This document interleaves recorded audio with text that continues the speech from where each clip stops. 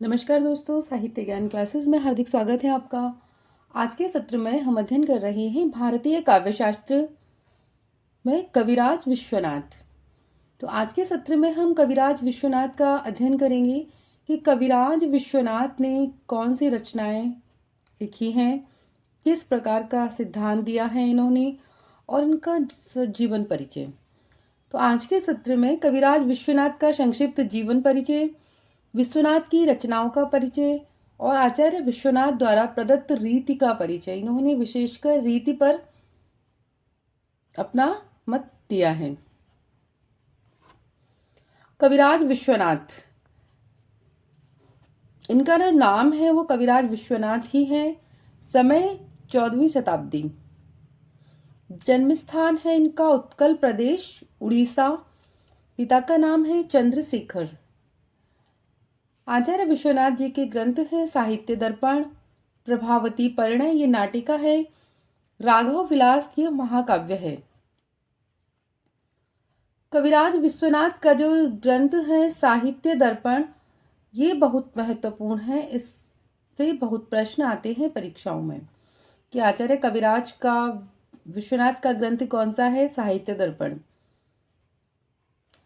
कविराज विश्वनाथ उत्कल उड़ीसा के राजा संधि विग्रह के थे।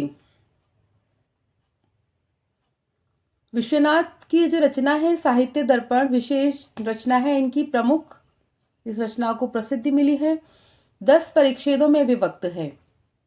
प्रश्न बनता है कि आचार्य विश्वनाथ की जो रचना है साहित्य दर्पण कितने परिच्छेदों में विभक्त है, तो 10 परिच्छेदों में है।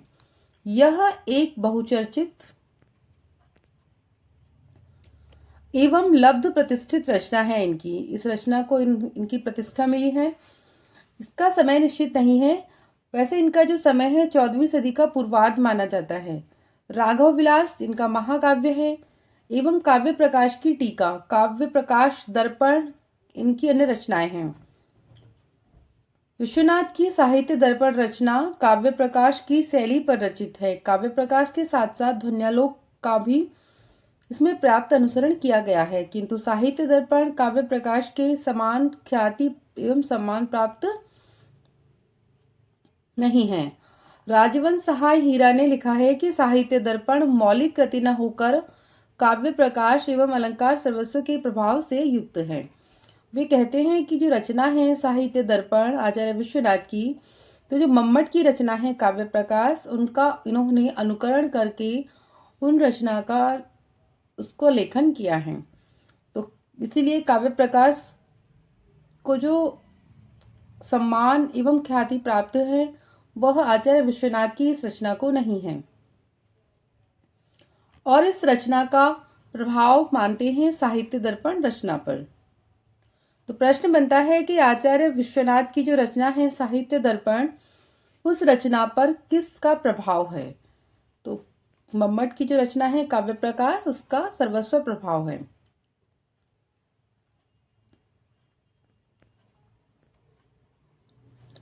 काव्य और नाटक दोनों का विवेचन साहित्य दर्पण में हुआ है। किस किस का हुआ है, काव्य का भी हुआ है और नाटक का भी हुआ है। पंडित विश्वनाथ ने विवाहवादी और साधारणीकरण माना और काव्य के व्यंग व्यंजक संबंध को स्वीकार करते हुए साधारणीकरण को व्यंजना का व्यापार कहा है। विश्वनाथ ने काव्य का लक्षण इस प्रकार दिया है, वाक्यम रसात्मकम काव्यम। ये बहुत ही महत्वपूर्ण पंक्ति है इनकी, विश्वनाथ की, वाक्यम रसात्मकम काव्यम। ये बहुत बार परीक्षाओं में आती है, इस पे आप विशेष ध्यान दें कि वाक्यम रसात्मकम काव्यम किस रचनाकार की पंक्ति है, किस भारतीय काव्य शास्त्री की है, तो आचार्य विश्वनाथ की। रसवादी सिद्धांत जो भरतमुनि से प्रारंभ हुआ और कविराज विश्वनाथ के रूप में पूर्ण हुआ है। इन्होंने रस की स्वतंत्र सत्ता मानकर उसका विवेचन किया, ध्वनि के अंतर्गत नहीं किया है। इन्होंने जो काव्य के लिए आवश्यक तत्व माने हैं, रस छंद अलंकार, तो रस का जो रसवादी आचार्य है आचार्य भरत मुनि, उन्होंने सर्वप्रथम रस का जो विवेचन किया था, रस की परिभाषाएं दी, कौन कौन से रस होते हैं, किस प्रकार रस उत्पत्ति होते हैं, ये सभी जो आचार्य विश्वनाथ का ग्रंथ है उसमें जाकर उसकी परंपरा समाप्त हुई है। रसवादी आचार्यों की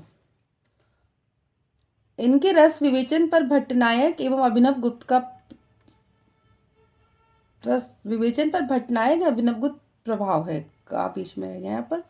इन्होंने वेदांत दर्शन के आधार पर रस की व्याख्या की है। वत्सल नामक नवीन रस की उद्भावना इन्होंने की है।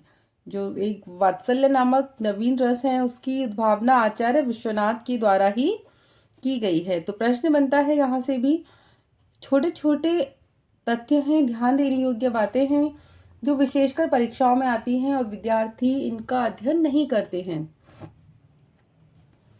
जो वत्सल नामक नवीन रस है, इस रस की उद्भावना किसने की है? तो आचार्य विश्वनाथ ने।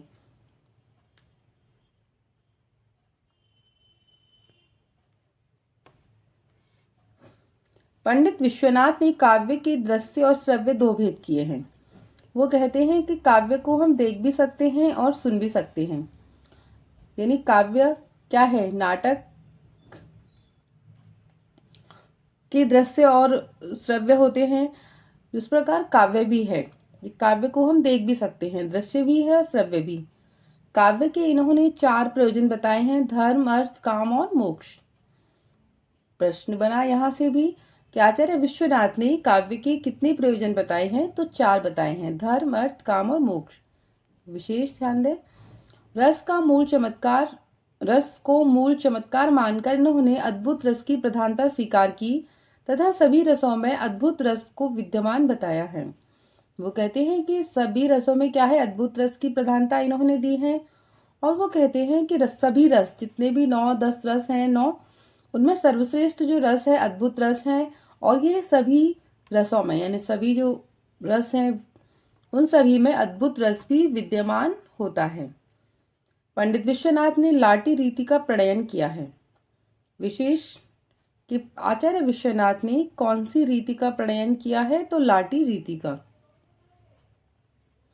इन्होंने 4 रीतियां मानी हैं: वैदर्भी, गौणी, लाटी और पांचाली। विशेषकर वैदर्भी, गौणी और पांचाली रीति ही मानी जाती हैं, पर आचार्य विश्वनाथ ने लाटी रीति को माना है और इसकी इन्होंने प्रतिष्ठा की है। वीर रस के इन्होंने 4 भेद किए हैं। इन्होंने करुण रस की सुखात्मक सिद्धि की और कहा कि काव्य अथवा नाटक में शोक से भी आनंदानुभूति होती है, इसीलिए इसे सहृदयों का प्रमाण माना है।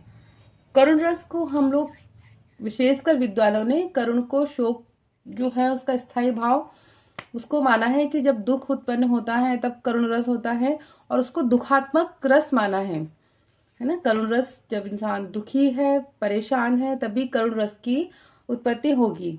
तो आचार्य विश्वनाथ जी कहते हैं कि करुण रस जो है वह सुखात्मक भी है।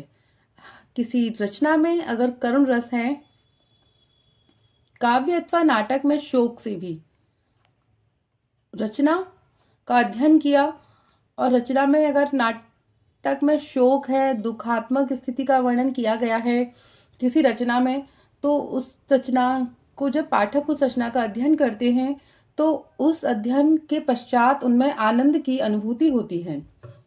रचना का अध्ययन किया, रचना के अध्ययन के बाद जो पाठक, श्रोता हैं, उनके मन में एक आनंद की अनुभूति होती है। किस प्रकार उन्होंने उसका अध्ययन किया कि रचना में क्या हुआ, तो उससे भी उन्होंने क्या कहा है कि ये जो करुण रस है यह भी क्या है? सुख देने वाला है।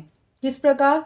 रचना का अध्ययन किया, रचना का अध्ययन करने के पश्चात जो पाठक या श्रोता है उसके मन में एक सुख की अनुभूति हुई कि इस प्रकार इस कहानी का अंत हुआ, इस प्रकार इस नाटक का अंत हुआ, राजा हारा या जीता, कुछ भी दुख, करुण रस की कोई स्थिति रही हो, तो इसीलिए उन्होंने इस रस को भी आनंद प्रदायक रस माना है। इस रस से भी आनंद की अनुभूति होती है। श्रीनिवास शास्त्री श्री मम्मटाचार्य विरचित काव्य प्रकाश में लिखा है कि कविराज विश्वनाथ के उपरांत पंडित जगन्नाथ पर्यंत लगभग 2 शताब्दी के समय में भानुदत्त की जो रचना है रसमंजरी तथा सतरंगिनी, केशव मिश्र का अलंकार शेखर, अप्पय दीक्षित का कुवलयानंद इत्यादि इत्यादि क्या है? सभी अलंकार शास्त्र पर लिखी गई रचनाएं हैं। कविराज विश्वनाथ के उपरांत जगन्नाथ पर्यंत 2 शताब्दी के समय में जो भानुदत्त की रचना है रसमंजरी और रस तरंगिणी, केशव की रचना है अलंकार शेखर, अप्पय दीक्षित की है कुवलैन। ये सभी रचनाएं कैसी हैं? अलंकार शास्त्र पर आधारित रचनाएं हैं। तो प्रश्न बनता है यहाँ से भी कि ये रचनाएं किस प्रकार की हैं? तो अलंकार शास्त्र से संबंधित ग्रंथ है ये सभी। आज के सत्र में इतना ही। सत्र अच्छा लगा है तो चैनल को लाइक कीजिए, चैनल को सब्सक्राइब कीजिए, शेयर कीजिए और कमेंट्स कीजिए। आप कमेंट्स करिए कि किस विषय पर अध्ययन करना चाहते हैं, किस प्रकार का, तो मैं उसी प्रकार का आपको अध्ययन कराऊंगी। धन्यवाद।